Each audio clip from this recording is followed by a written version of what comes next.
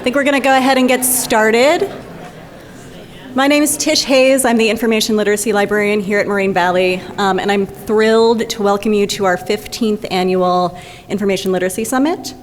I'm so excited about the summit happening this year for the 15th year. I've only been a part of it for 4 years, but already I've seen it change and grow. And everyone who's involved in the summit, I think, is excited about its evolution. But we also want to make sure that it continues to be a place that you all find fulfilling, you find meets professional development needs. So I have surveys that I've included in your packets. We definitely want as much feedback as possible, so feel free to comment on things you like, things you don't like, things you'd like to see, things that needs you have or wants you have that haven't been met yet. Also, part of this evolution, which is very exciting for us, is that we're going to be live streaming Emily's keynote, which huge thanks to Emily for being willing to open up her talk to the world, and also to our multimedia department who make that technology possible for us.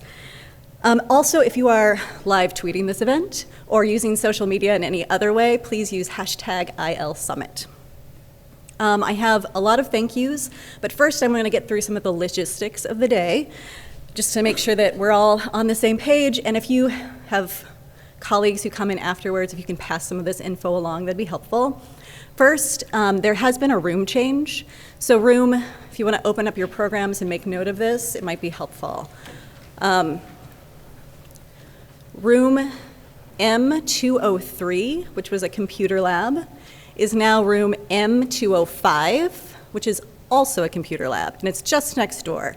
And there will be lots of people who will point you in the right direction, but want to make sure that you know about that right off the bat.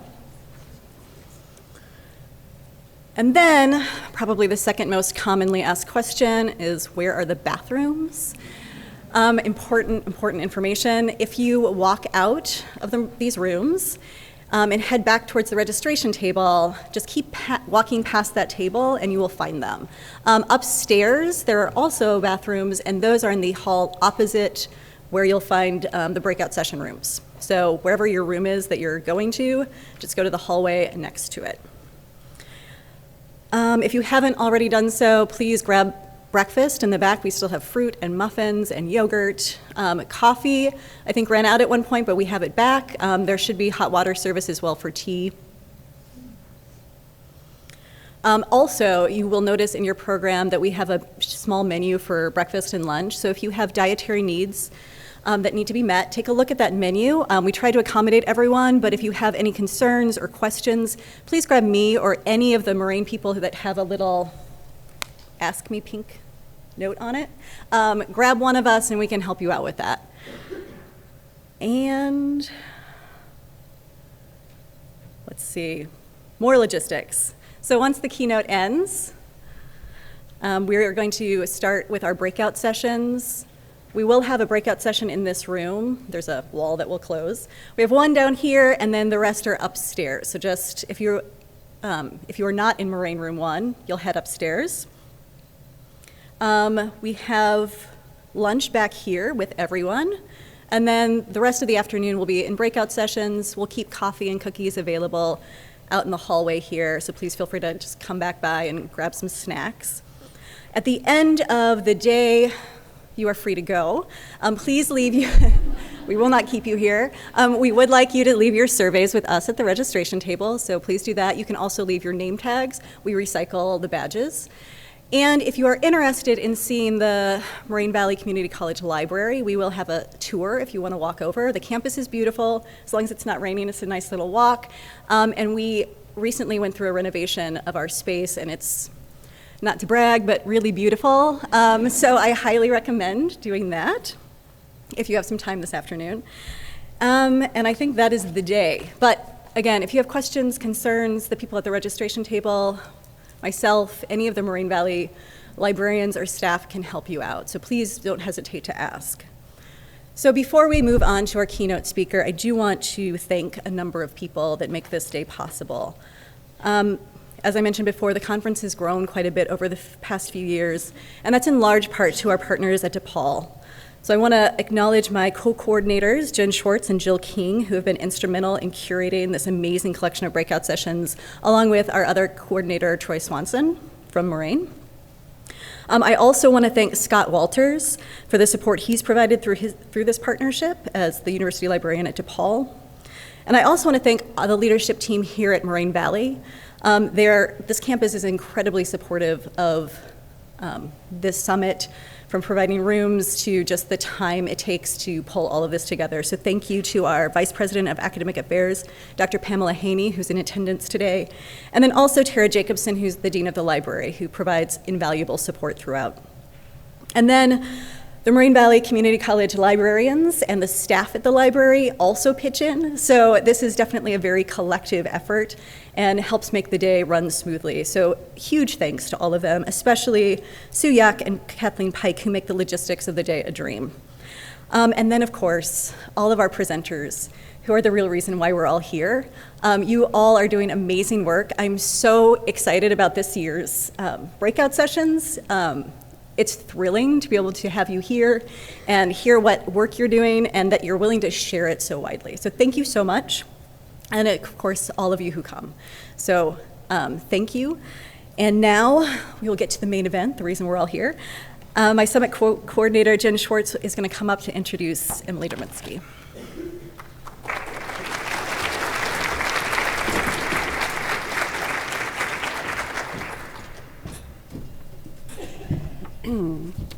Hi, everyone, and welcome. I'm Jen Schwartz, a Humanities and Social Sciences librarian at DePaul University Library. We are a co-sponsor, along with Moraine Valley, our hosts, of this 15th Annual Information Literacy Summit. I am so very excited to introduce our keynote speaker for the day, Emily Drabinski. Emily is Associate Professor and Coordinator of Library Instruction at Long Island University, Brooklyn, and she has written extensively about critical librarianship, gender and sexuality in librarianship, and the intersections of composition studies and the library. She is the co-editor of Critical Library Instruction, Theories and Methods, and she sits on the board of Radical Teacher, a journal of feminist, socialist, and anti-racist teaching practice. She also edits the book series Gender and Sexuality in Information Studies for Library Jews Press. And today, Emily is going to be speaking with us about critical librarianship. Just a little bit of information about critical librarianship, if you're not already very familiar with the topic. Librarians who practice critical librarianship strive to communicate the ways in which libraries and librarians consciously and unconsciously support systems of oppression. It seeks to be transformative, empowering, and a direct challenge to power and privilege. And in academic libraries, critical librarianship can support critical thinking, information literacy, and lifelong learning skills in students. Her presentation today is called, as you can see, Critical Pedagogy in a Time of Compliance. So let's please welcome Emily.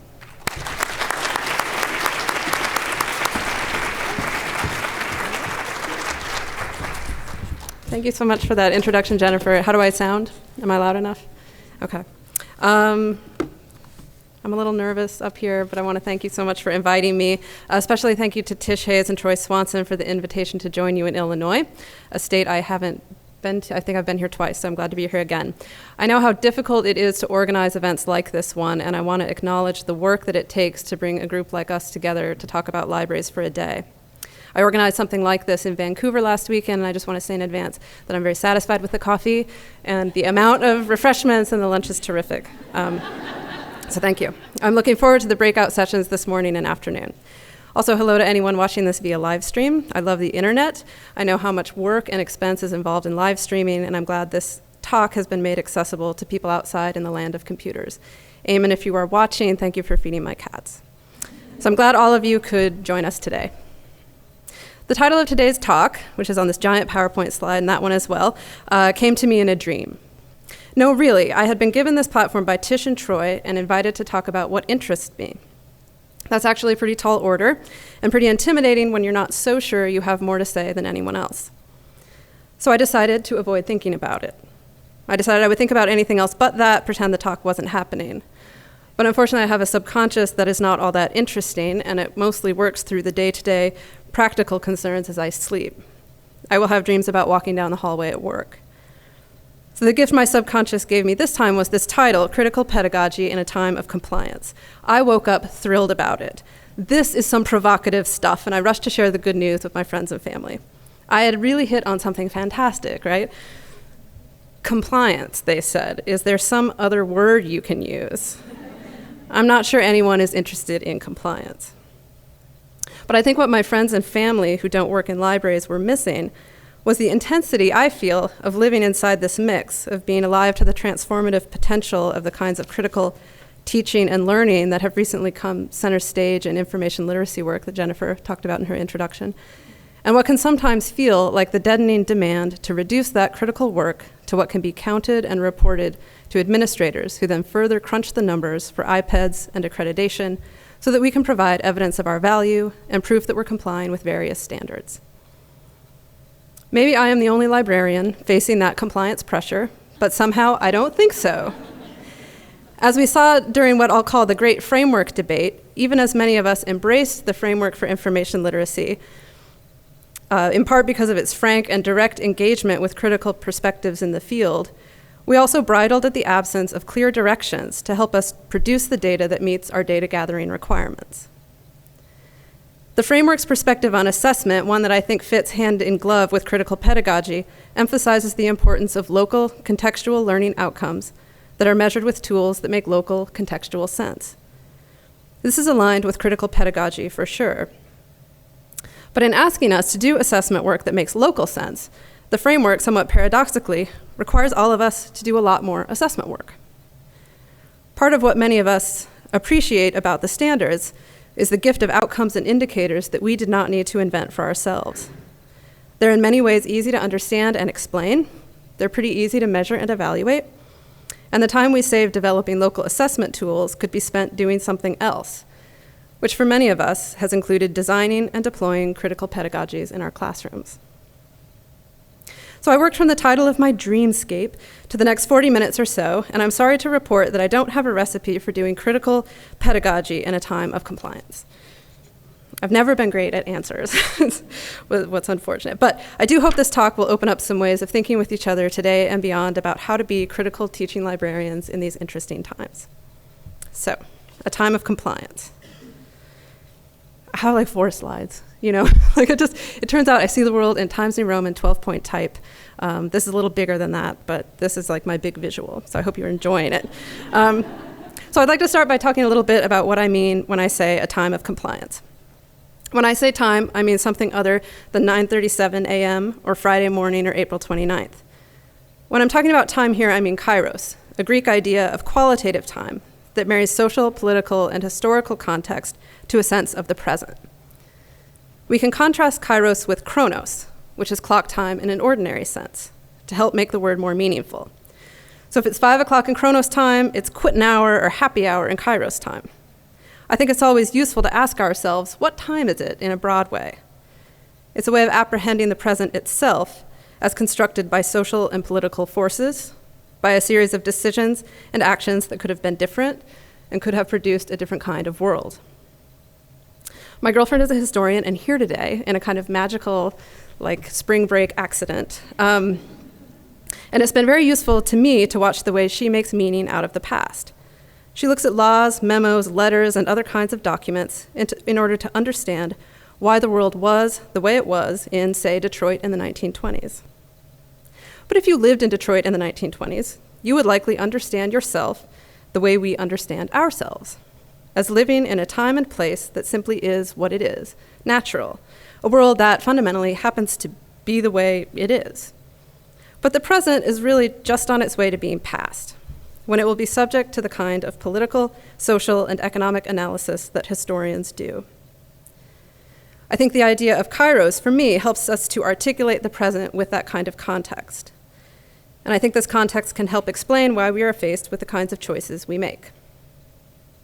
On a small scale, kairos demands that we choose between a glass of beer, a glass of wine, a seltzer, but on the scale I'm interested in today, kairos helps us understand why we're designing certain kinds of testing instruments to evaluate learning, rather than walking our students to a card catalog and helping them look up a book by author.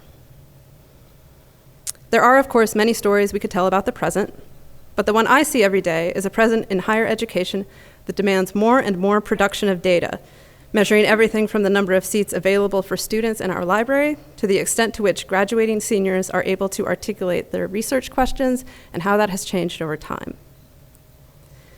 I think these calls for data production are inextricably linked to demands for compliance.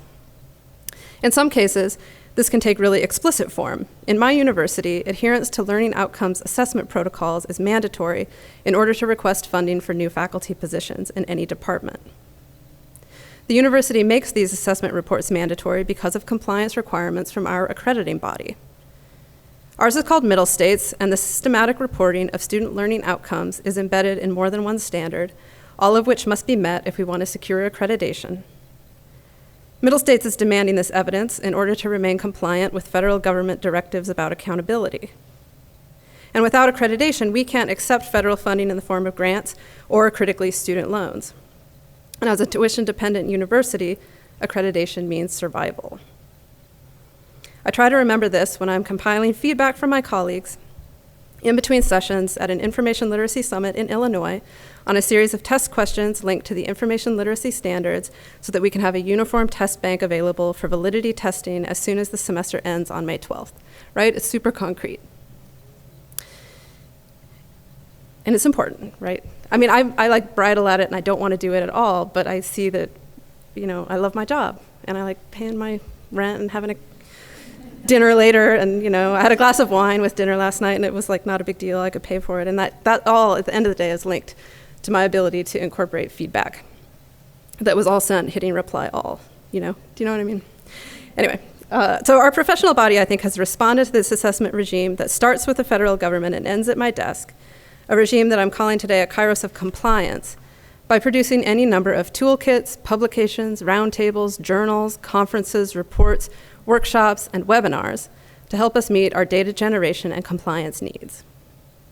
Just this week, the Value of Academic Libraries Project released a report that proclaimed the discovery of compelling evidence that the library plays a significant role in student learning outcomes, retention, and graduation rates. While I saw plenty of grousing online, on Twitter, and on listservs about the methods that produce the data, there's something about correlation and causation that I didn't know when I was in library school that I would have to understand. I imagine that I was not alone in greeting the headline with real cheer. My governing body has made my argument for me. So I'd like us to think about these toolkits, roundtables, journals, conferences, reports, workshops, and webinars as historical artifacts, even though they appear in our present. Remember that our present is always receding. It's about to be history. So rather than understanding them as the culmination of truth-telling devices, as proof of something that we all know is true, because we see it every day, right? That libraries play a role in student learning. Like, do I need a report about that? Like, you could just ask that student, you know, who is going to graduate because she's able to, you know what I mean? Like, you feel it. Now I've lost my place. But I think these artifacts tell us something about the kairos, these artifacts that our professional body produces. They emerge from a context that demands data and compliance, and to the extent to which they corroborate the value and meaning of those kairotic demands, they help produce a future where data will be the currency of teaching and learning. There are, of course, other ways of measuring learning, right? Like when I learn something, it usually takes a while. Like I remember when I realized that reading Plato in college was useful, and it was about 15 years later, right? And it has something to do with feelings. But we live in a time of compliance, one where all things must be measured. And as we dutifully validate our data, I'd like to suggest that we be mindful of the kairos that is producing us and our interest in these concerns, and that we are reproducing as we go.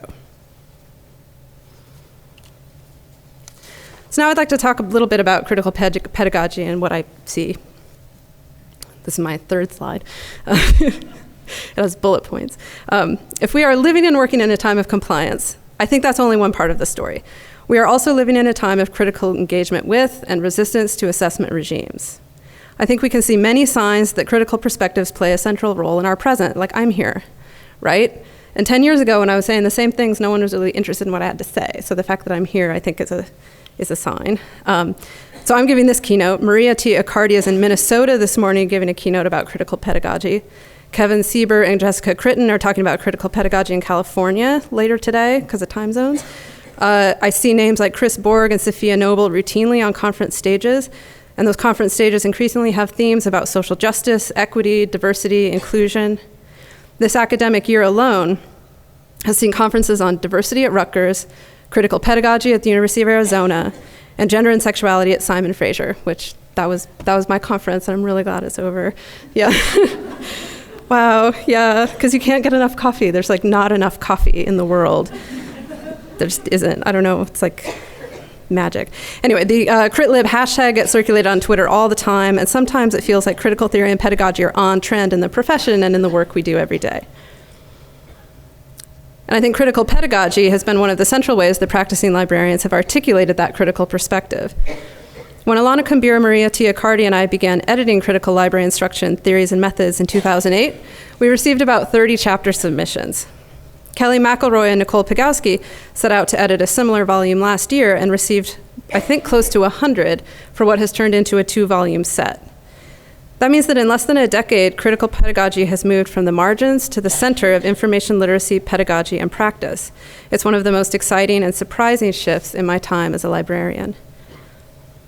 I'm not one much for origin stories, since I think knowledge comes from so many people, places, and things. So I just want to frame out 4 aspects of critical pedagogy, you see them on these bullet points, that I see at the heart of this movement in libraries.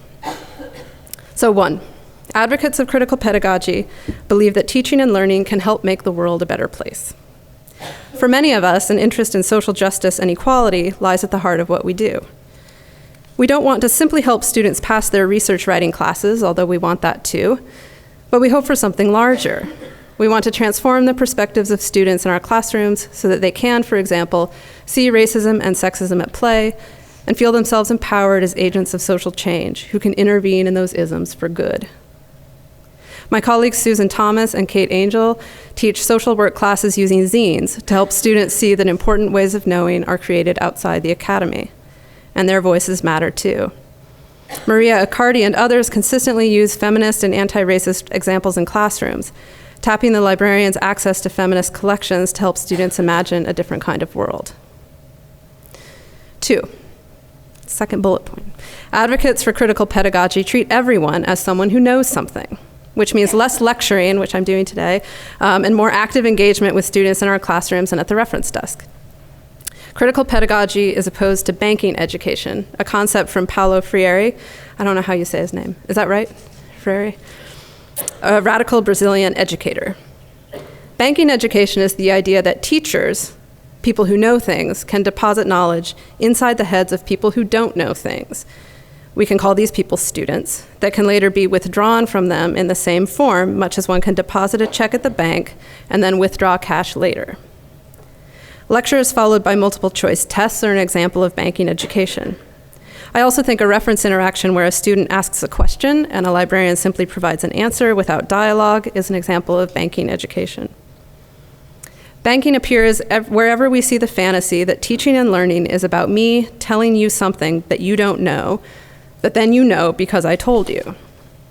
So in a critical library classroom, students work in small groups, they pair and share, they take control of the mouse and the keyboard.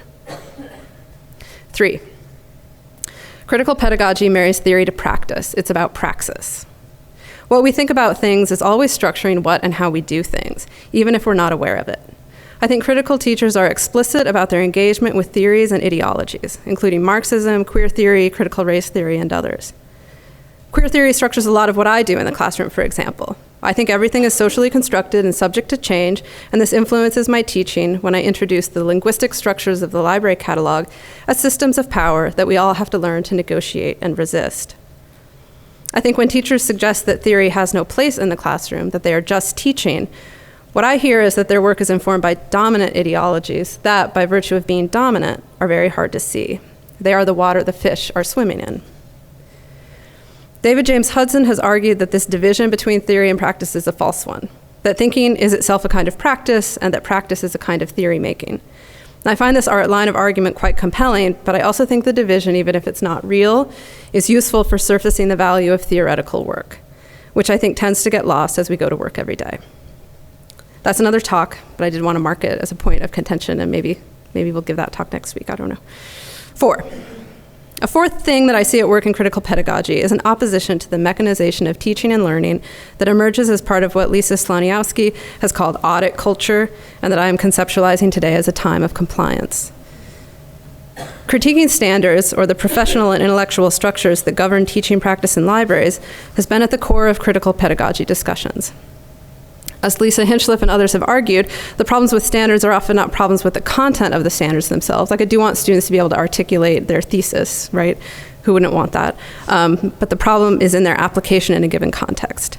It's not necessarily a problem to articulate what we want students to learn, know, do, and be, but it's the linking of those definitions with power, and the way that power linked with standards tends to foreclose other possibilities that lie outside the standards that I think is the problem.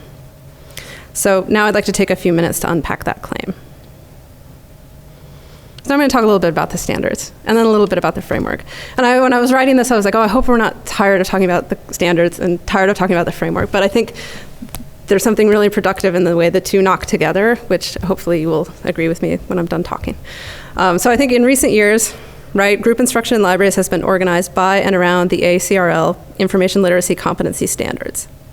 The set of performance indicators and measurable outcomes, first adopted in 2000, and then recently revised and then joined in constellation by the Framework for Information Literacy, has structured the way many of our information literacy programs are organized, delivered, and assessed. The standards have productively enabled us to define for ourselves a teaching location within the academy. Academic librarians define and take pedagogical responsibility for information literacy, learning outcomes, and their assessment. The standards accompanied significant growth in our role as teachers, and I think one could argue that they have been central to the consolidation of a teaching identity for many of us. I know they have been for me. Because I entered the field in 2002, and librarianship, like American culture, probably has, now I'm like thinking in my head about other cultures that are different. I'm going to try to stay with the talk, but I think librarianship in the United States has a very short memory, very short historical memory. So I think that the standards have seemed to be what information literacy is to librarians of my generation. I have mapped more curricula to the learning outcomes in that document than I care to remember. I have designed more testing questions than I ever wanted to using the performance indicators in the standards. And like any professional document emanating from a center of power, and I think ACRL is one of those centers of power, the standards have also produced significant critique. So that by 2010, John Bushman could argue that the opposition to the standards was a significant portion of the theoretical voice of IL thinking. So as much as you had people talking about information literacy, you had them talking against information literacy as it was conceived. So you have both of those discourses sort of rising together. So people thought and wrote about the standards, and then they thought and wrote about against them, and the two of them together form sort of what we understand as information literacy. Christine Pauly has offered what to me has been the dominant image of critical engagement with standards-based teaching, the Procrustean Bed. Do you guys know this image? Do you know the story of Procrustes? Yeah, okay, I see some nods. He's a figure from Greek mythology, and he lived along the route from Athens to Eleusis. It's pronounced Eleusis. If you Google it, there's a nice YouTube, Eleusis. He would invite pilgrims traveling this sacred road to stay the night. And while they were sleeping, he would cut and stretch their bodies to fit his bed precisely. Pretty gruesome, right? So Pauly locates a troubling Procrustean paradigm in information literacy work that's rooted in standards, one that forces the varied forms of information production, seeking, and use into an atomized set of mechanistic requirements disconnected from the concrete practice of particular students producing, seeking, and using information in everyday academic life. Mora Seal has extended Pauly's critique, arguing that the standards fix in place definitions of information, literacy, and student that foreclose learning that might contest or upend any of those three things, like what we think information is, what we think literacy is, and what we think students are. James Elmborg has argued that the standards reify hierarchies of knowledge production, positioning students as consumers of information produced by other people, experts who know things by other people who are experts who know things that students are then required to learn. For Pauly, Seal, Elborg, and others, standards are inextricable from banking education because they define in advance in rather narrow ways what matters in teaching and learning. standards are necessarily mechanistic and rote. So my argument here is that it's like built into the standards project. So we could critique what's inside the standards and revise it and put different things in there. But the fact that it functions as a standard, that structure, is sort of what is problematic. And we see similar arguments in K through 12 education where standards and testing are the norm. So, right, like I have an 8-year-old, he's taking Common Core math. Lots and lots of people hate Common Core, right? I don't understand it. I think people hate it because they're like, I don't get it, and it makes me feel I feel bad that I don't understand second grade math. And I'm lucky that my girlfriend understands second grade math, and we're blessed as a family for that.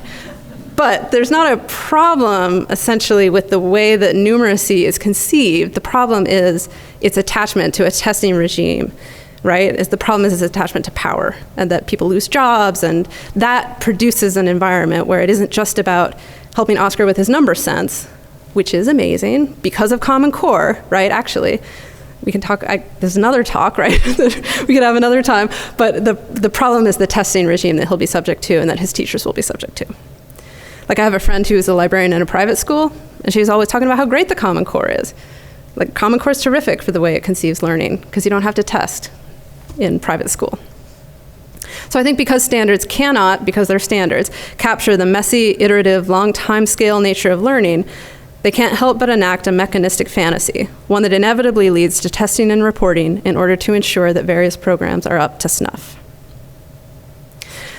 So I'd like to note here a tension I see between a critique of standards-based approaches to information literacy and what I think we could argue are the indisputable material effects that the standards with a capital S have had on many of our libraries and instruction programs.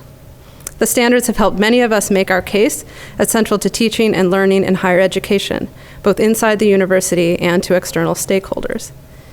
In the data-driven context in which many of us do our work, the clarity and specificity that we challenge in the standards has also facilitated data collection and reporting and have helped us to articulate our value so that we can get funding for things that all of us want: classrooms, computers, projectors, and yes, more librarians. But the standards have done this work along an instrumental axis of external outcomes that many of us argue are disconnected from the local information needs of particular groups of students. And that's in the nature of a standard. Some level of abstraction from the local is built into that project. Even when my focus is on accounting for the local, the existence of the standards compels me to map what I do every day to that standardizing global. And each time I do that work, I invest more power in the standards. I make them more real. They begin to govern my work in ways that I don't think I can even see, turning the classroom space that could play host to something magical it turns it into a sort of instrumentalist domain of reporting and compliance. That sounds very grim and maybe it doesn't ring true for you, but I think for me, I'm always fighting against that impulse. So this, I think, is the conundrum. How can we do critical work in a standards-driven higher education environment? Is that work even possible? I think the framework for information literacy for higher education offers an example of an attempt to write and think a way out of compliance culture in information literacy contexts. It represents an incorporation of many of the critical perspectives in the field and has been welcomed by many as a document that gets us out of the prescriptivist problem with the standards. It represents an intervention, I think, in the kairos of compliance. It's an effort to create a different kind of future. So I'd like to turn next to the work that the framework does and doesn't do to address the conundrum of critical pedagogy in a time of compliance. That's my next slide. Also has some bullet points, pretty proud of it. All right. So the framework, as we all know, was developed initially as part of the cyclical revision process for the standards for information literacy. The group assembled to revise the standards did not produce what many of us expected them to, or at least I expected them to, which was small changes and alterations to a document whose bones would be left fundamentally intact. Instead, the framework represents a sea change in the professional association's approach to information literacy, one that in many ways explicitly rejects the standards while incorporating much of the decade of critique that grew up alongside them. It's really weird to read a professional document and see yourself represented, right? For me. I see the framework as an institutional effort to intervene in compliance cultures that produced and are produced by the fixed and functional outcomes and indicators in the standards document. The framework is self-evident in its rejection of compliance culture, I think. It lays claim to richer, more complex ideas. It notes that it is called a framework intentionally because it is based on a cluster of interconnected core concepts with flexible options for implementation rather than on a set of standards or learning outcomes or any prescriptive enumeration of skills. In its description of its warrant, the framework explicitly rejects the Procrustean bed of compliance-based teaching and learning and resists the prescriptivism of standards. The document does include knowledge practices and dispositions that some have noted operate in the same way that the outcomes and indicators of the standards do. But I think the framework anticipates this critique, arguing that neither the knowledge practices nor the dispositions that support each concept are intended to prescribe what local institutions should do in using the framework. Each library and its partners on campus will need to deploy these frames to best fit their own situation, including designing learning outcomes. For the same reason, these lists should not be considered exhaustive, right? So even as it gives you those measurable things, it says this is not all of them and you don't have to use them. So I think of that as a disavowal, and there's another talk in there about like what it means to disavow the power that you have to determine the behavior of all the librarians who were then, because how many of us were asked to redesign something to meet the framework? How many of you were asked to redesign something? Only a couple of us? Okay, a few of us. All right, a handful. I have to when I get back to my office. I'm going to stay right here in Illinois. I'm going to sit at this podium the whole time. But I think that insistence on a contextual articulation of information literacy pedagogy addresses, quite frankly, that last critique of the standards, right? That they are that we have to cut everybody to fit. As it distances itself from the prescriptivism of the standards, the framework tells us again and again that it is not interested in telling us what to do.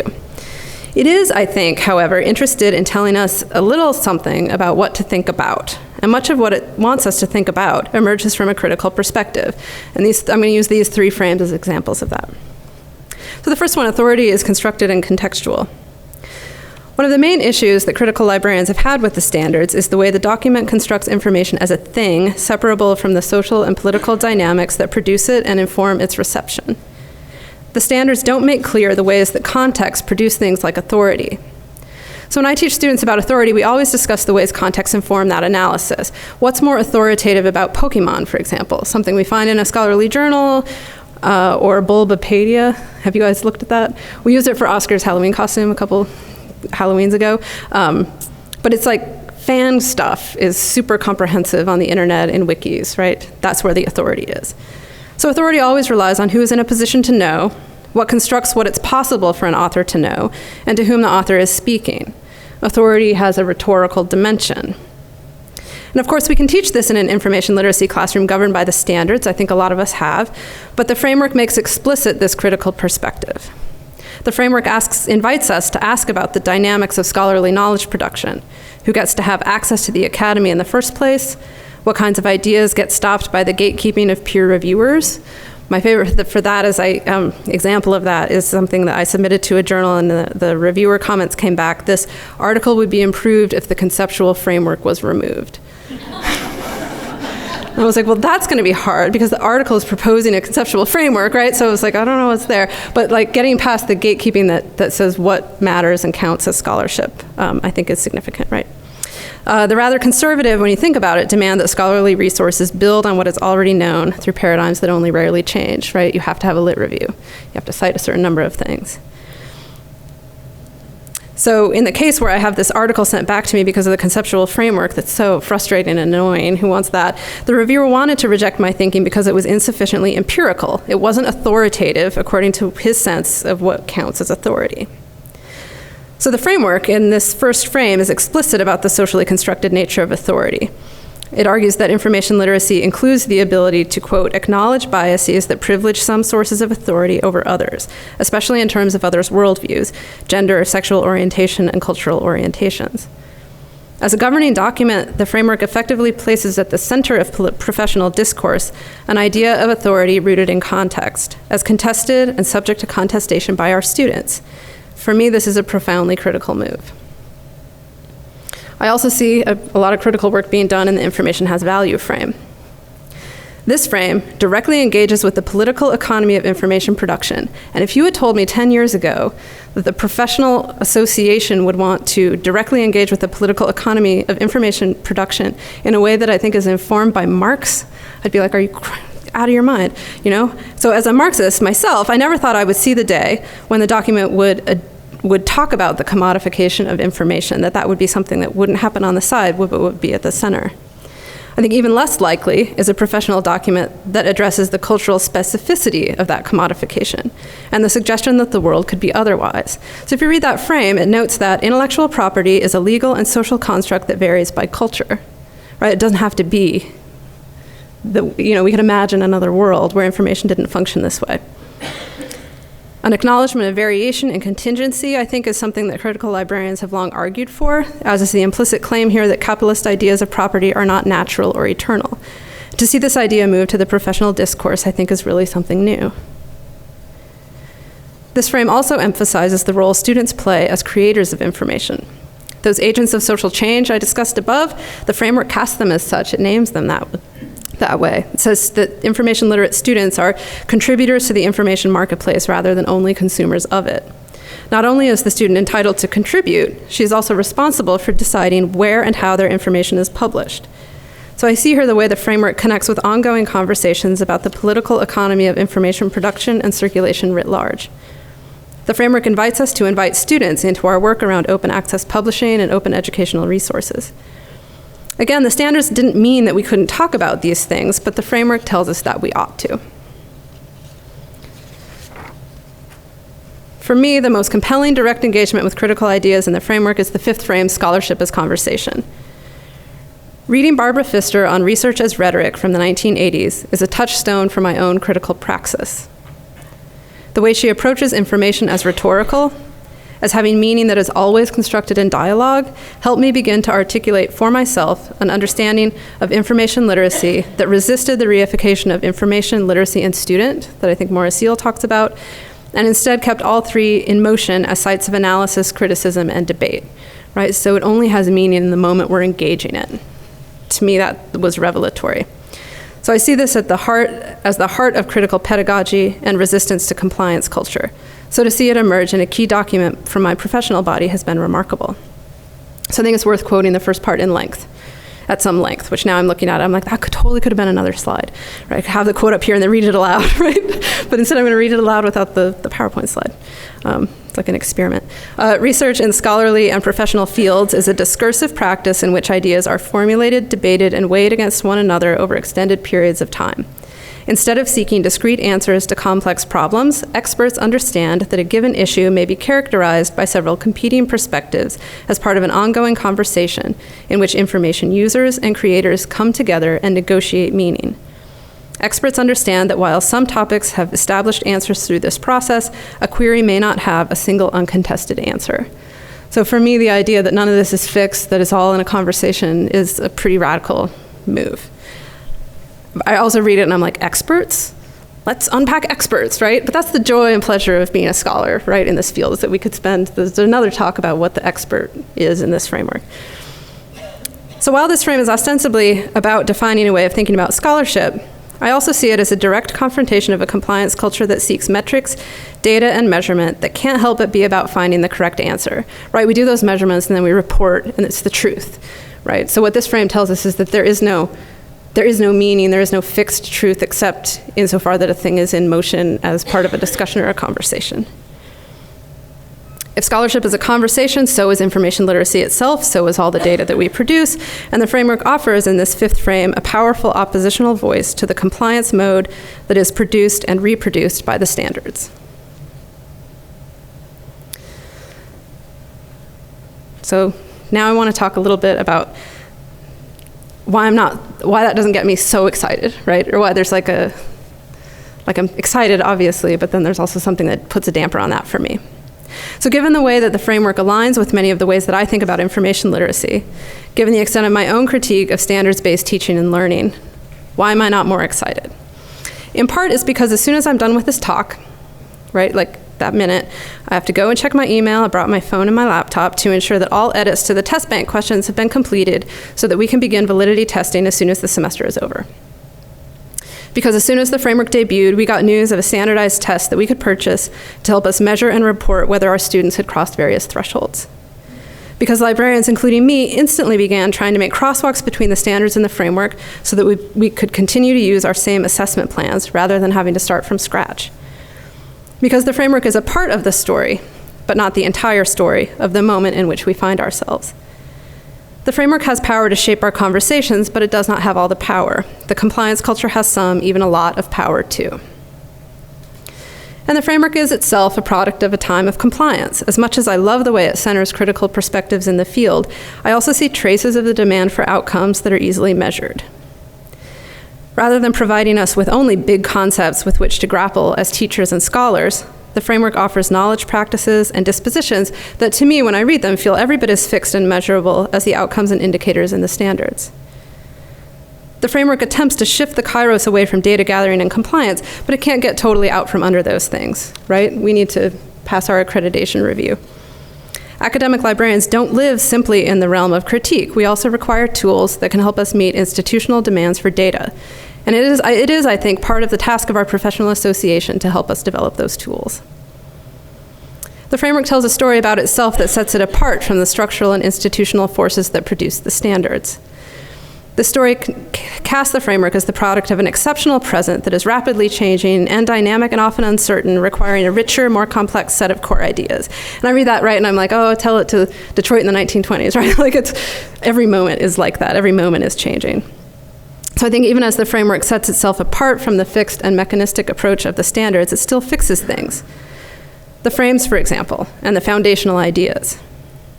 And I see this anxiety produced in part by the effort to straddle two impulses: the desire to center the concerns of critical pedagogy and the need to help librarians meet the demands of this time of compliance.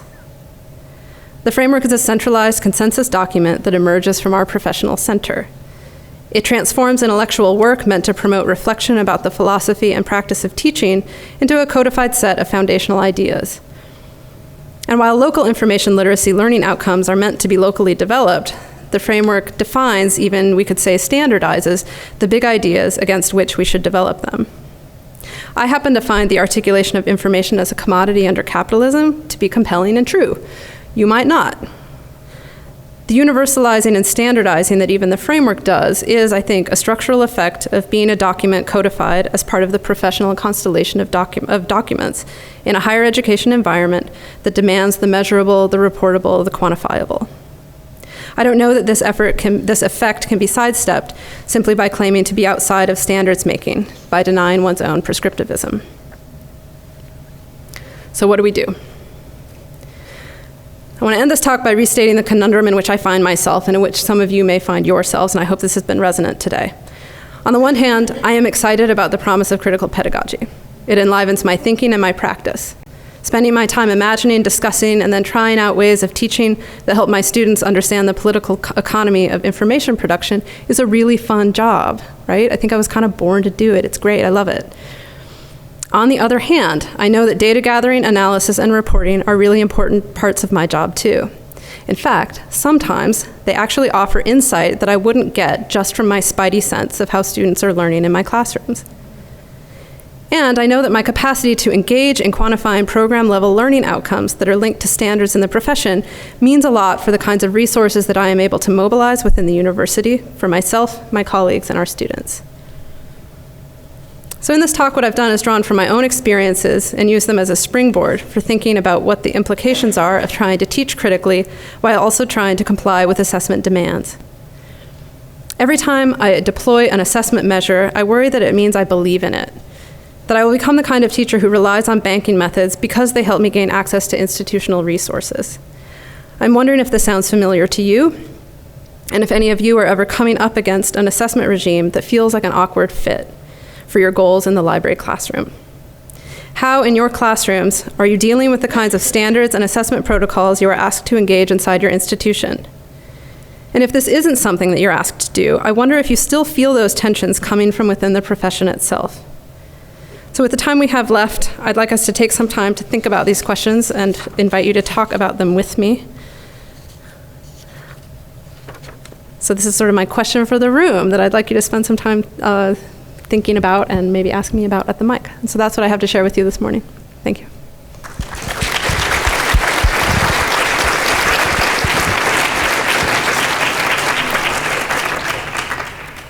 So we have microphones. If there's questions or comments, raise your hand and we will come to you.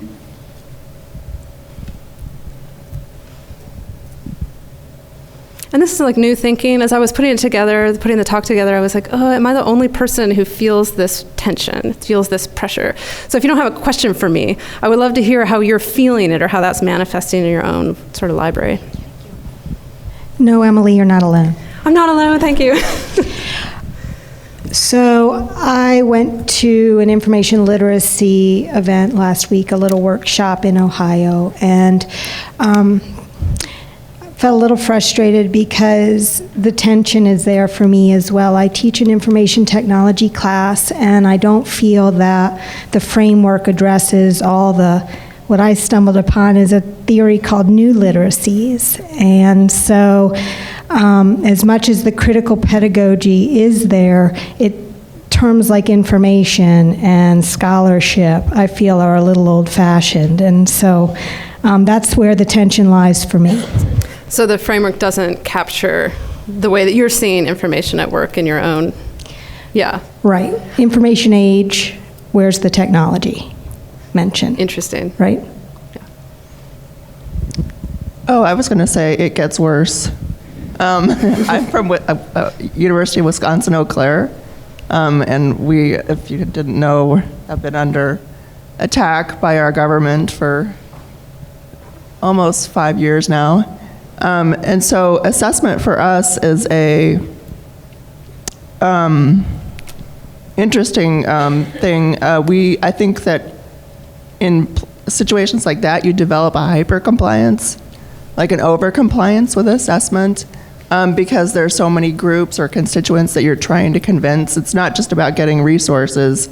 It's about getting HLC, which is our accreditor, to say something to the legislature, or the legislature could care less about our assessment, but so, I mean, it was interesting to me to listen to this and think about the ways in which we have become sort of complicit in our own our compensation for this, and like how do you get out of that that sort of over compliance? So. Yeah, I mean, I think the stakes are really high, right? Because like if you don't comply, you lose your job, right? Like there are material effects to that. So one of the things that I liked about the standards was that I didn't have to think very hard about my compliance, right? Like I could just sort of use the tools that were developed by my professional body, get that out of the way, and then go about doing my other things that I'm sort of more interested in doing, right? And so the frameworks demand to develop local outcomes. While it fits with my ideology, it doesn't fit that well with my like material day-to-day practice, where like I don't have time to do that. Like if I have to do that, that means I'm not doing a bunch of other things. And at the end of the day, whatever I develop locally has to fit into my assessment regime, right? Which really it's like it doesn't want a narrative. Right, like we're getting new accreditation standards from middle states in our region that are very explicit about that. They say no more narrative. We only want data.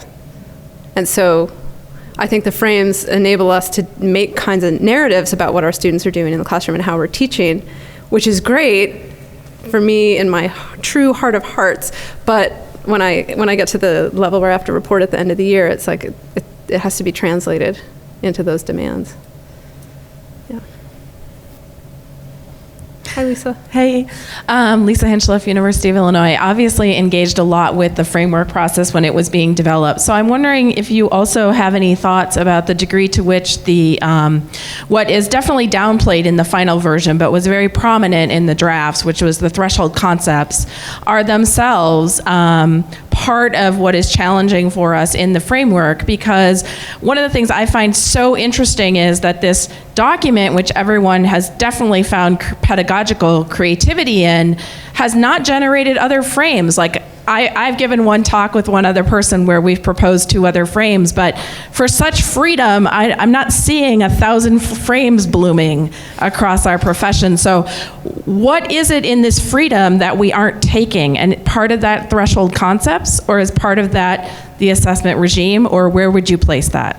Yeah, I mean, I don't know. I know as much about that as anybody in the room knows about that, right? Like, why are you not developing new frames, right? Like, I'm not doing it because I'm doing other things. And I think part of the tension that I feel with the framework is that it invites me to think a lot about things that I already think a lot about. Like, it actually really aligns with sort of how I think about teaching and learning.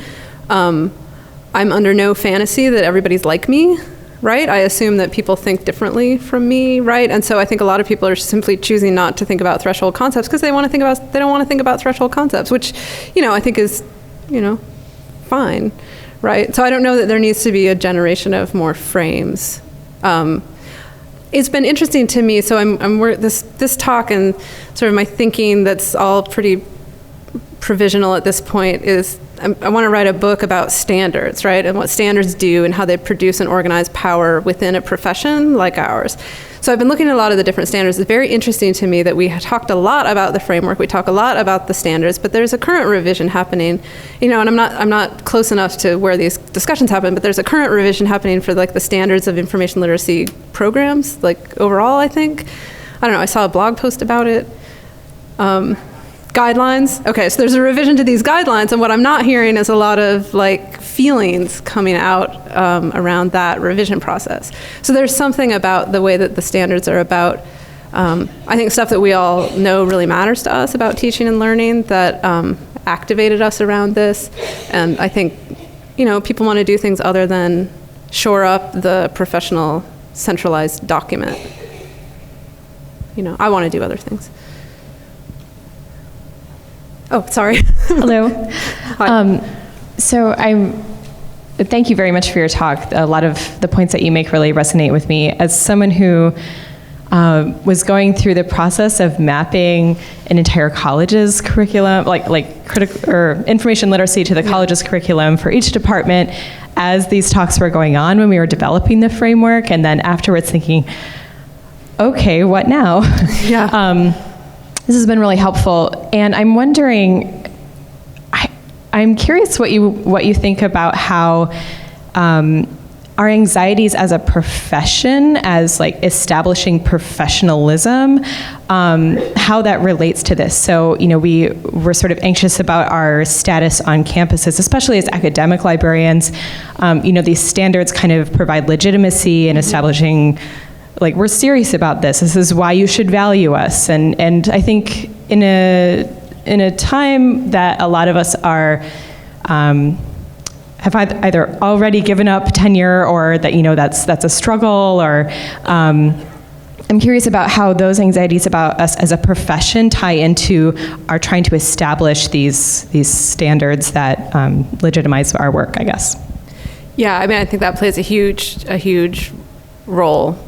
And again, like, I'm not a standards maker, and I know that there are people in this room, like Lisa and others, who are standards makers, and Troy, and, so, like, in terms of what people are thinking in the process of generating those documents, I don't know. But I do think that you can see, and I'm spacing on her name, but I'll remember it, and we'll connect, but it's, she wrote a great history of information literacy of the standards project, right? That talks about how the standards emerged at a time when there's all this reform happening in higher ed. After the Spellings Commission report, is that it? Yeah, after the Spellings Commission report. It's really good to have a historian in the family. Spellings Commission, she's like, yeah. But those conversations were happening and librarians weren't really at the table. And so if I'm in higher ed and I'm not at the table, then I don't get to make an argument for my centrality. And I think those are all material fights, right? That means that I don't get a classroom, I don't get computers, I don't get a projector, I don't get to hire, me to work there. So the information literacy standards as a kind of platform for making an argument to other outside people about how you're a part of the university also.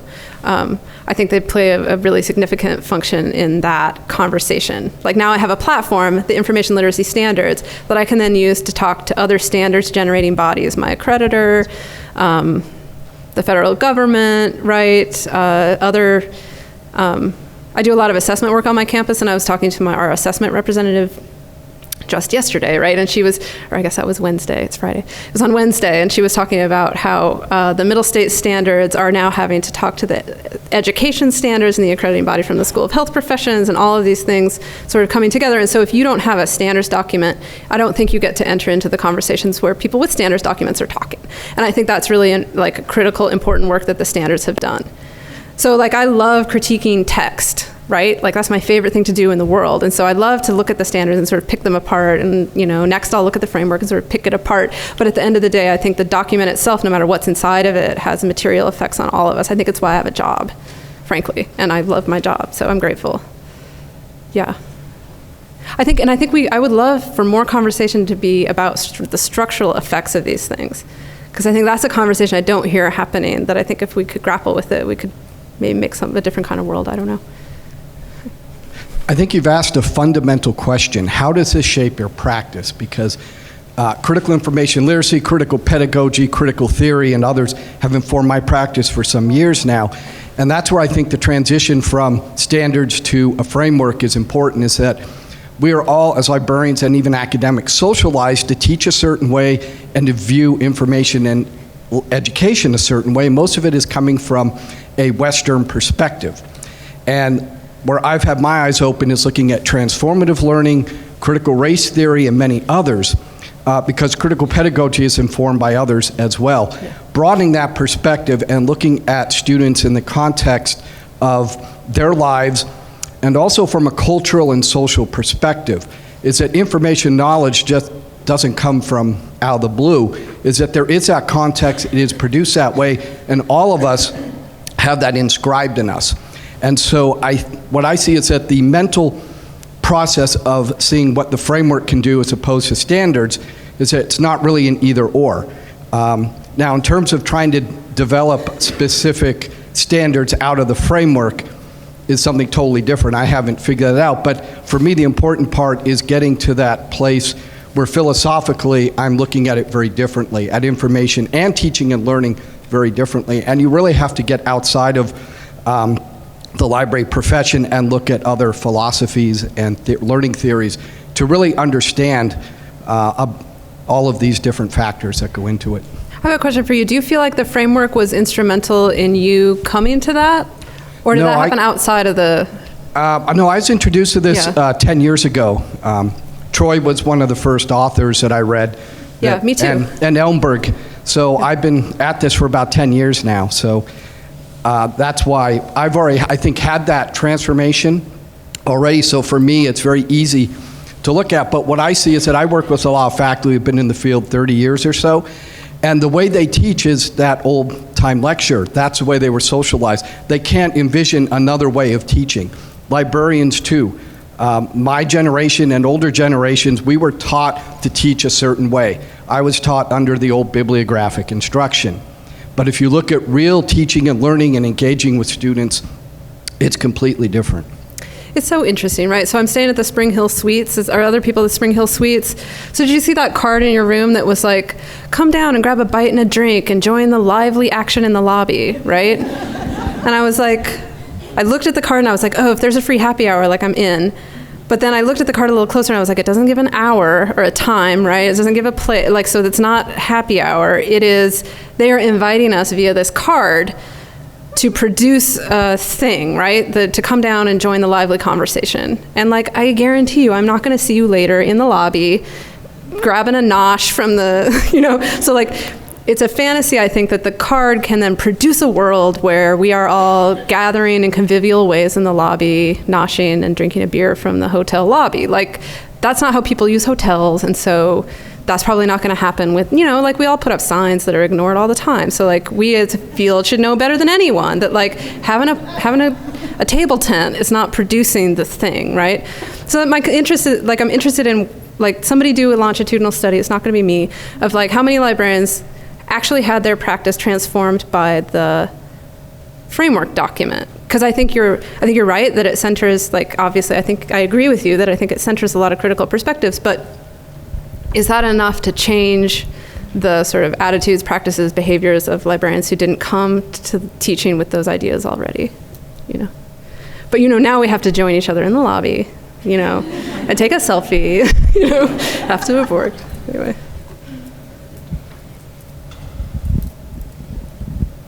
So another thing that I guess I'd love to hear your thoughts on is the way that, though the framework asserts itself as not a standard, just like standards don't have to be used as standards, right? They can be used as guidelines that we adapt and create. The framework itself, from what I can see, is actually being used quite as a standard across a lot of things. And so why are we also driven to replicate that standardness in, not you personally, but collectively, if the freedom the very freedom that the document is giving us, I guess I keep coming back to this question of why are we so afraid to take that freedom collectively? Well, I think because we're not like born anew, fresh each day in a brand new world that we create on our own, right? Like we live in higher education now, right? So I'm reproducing, and I totally am going to reproduce the framework as a standard because that's the world that I live in, right?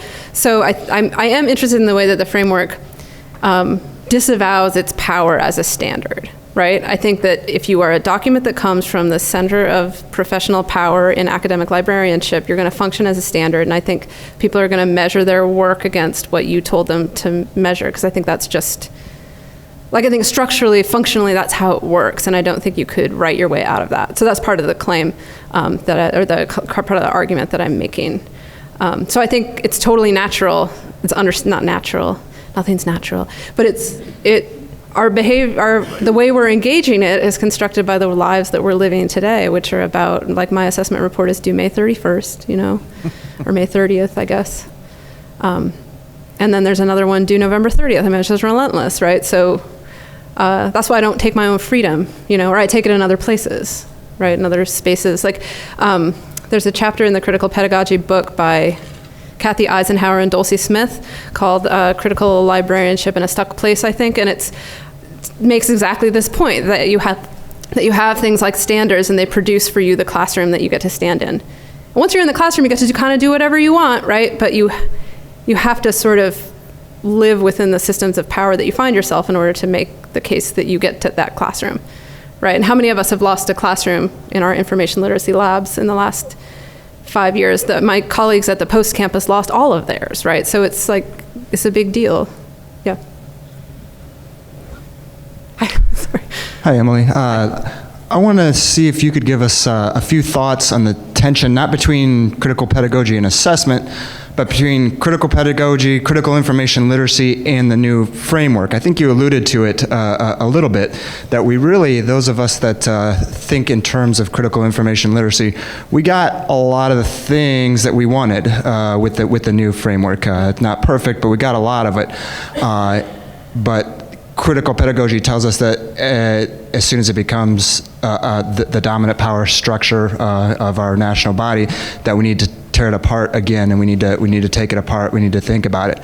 So there is some, I think there's a tension there, and maybe Lisa alluded to it, that we have a framework, and it was actually kind of supposed to be open-ended, that we could generate more frames than those that existed, but once it became set in place, we've not really seen a lot of those. So this is a tension that I'm interested in, interested to hear what you might think.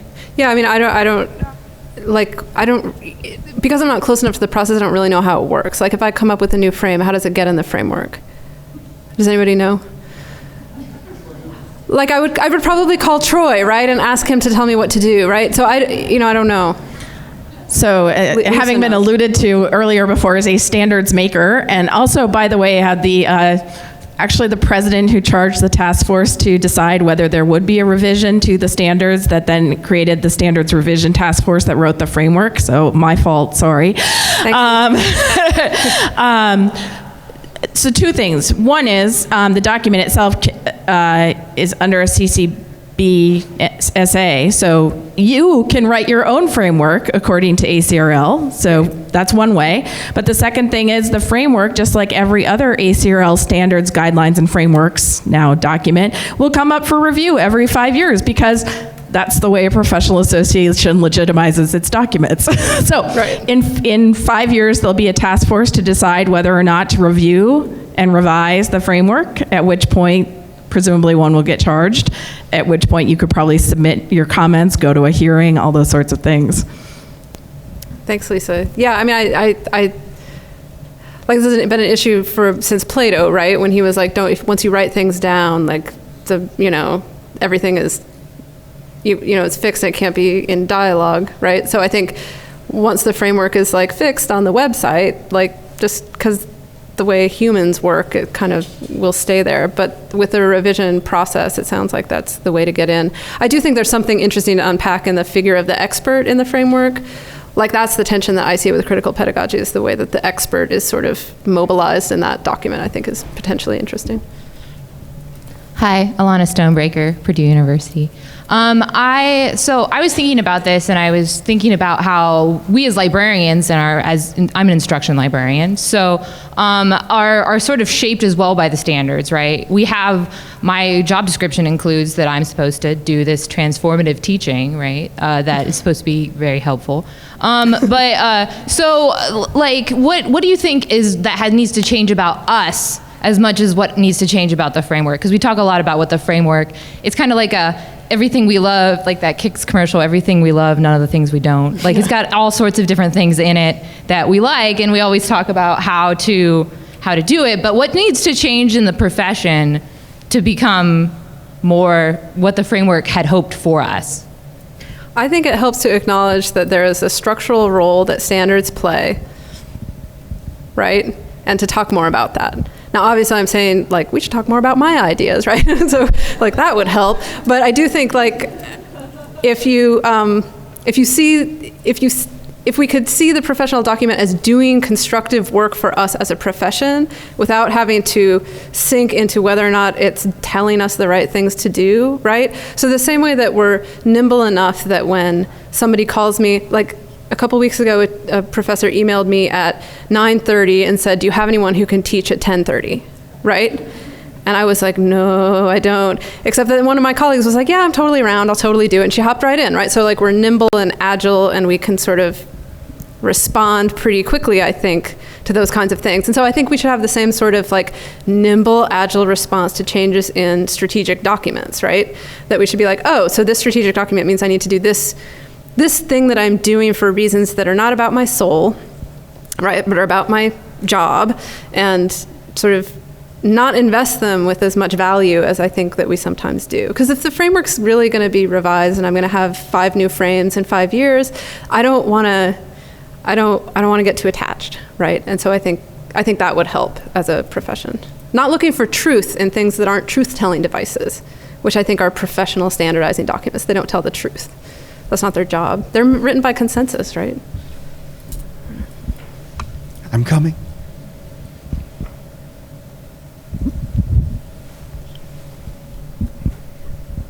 Hi. One thing that I've thought a lot about since this framework came out, and because at first, I was very excited. I thought, we're going to be putting all these great ideas into this professional document. And then after it came out, I started thinking, well, is that what we needed from a professional document? Right. I think that's kind of what you were just getting at, is that we now codified all this stuff that by definition maybe shouldn't be codified. Isn't that what, the kind of essence of critical pedagogy and critical literacy is changing its environment specific, and we do, but we also have this constant tension with trying to prove ourselves and in this compliance issue. And maybe what we really need from a professional association is the compliance part, because we have to have we cannot create the standards. We can, but they don't have as much weight. If my university creates this and then your university creates that, then we don't have that professional weight behind us. And maybe it should be flipped. Maybe the framework should come from your institution, and the standards come from the profession. It's not a criticism of the framework. It's just all of a sudden this kind of question arose, I feel like, of, well, wait a minute, was that the right path to take? Was that the most effective use of the professional association document? Yeah, I mean, I totally agree with you, right? So like in a super concrete way, we just got a remodel in our library that added, I don't know, 11 billion seats. And we got that because the standard says you need to have a certain number of seats per FTE. And so our dean was able to say, look, we're not meeting the standard number of seats. You need to give me enough money to add enough seats to our library so that we have enough seats. And now we have enough seats. So that's like the kind of material change that I think can be affected by a standards document. So that's really concrete. I think it's a little, like the ties are a little harder to make with information literacy. But yeah, to me, I read it and I'm like, well, why didn't you codify my idea, right? Like, why don't we say that all programs have to have a queer Marxist framework for information literacy? And we don't, because like, I don't get to decide, right? Like, and I don't think I don't think the professional body gets to decide how I spend my intellectual time. So I agree with you. I think the framework, like clearly I like it and I like engaging the ideas in it. And I think as ideas, they, like if it was part of the work of scholarship, I think I would be more excited about it, and rather than the work of of standardizing. Yeah, so I agree with you. It's 10:39, you guys. Yeah. So I think we're at a good point to cut off questions. So how about another round of applause? Thank you, everyone. Thanks.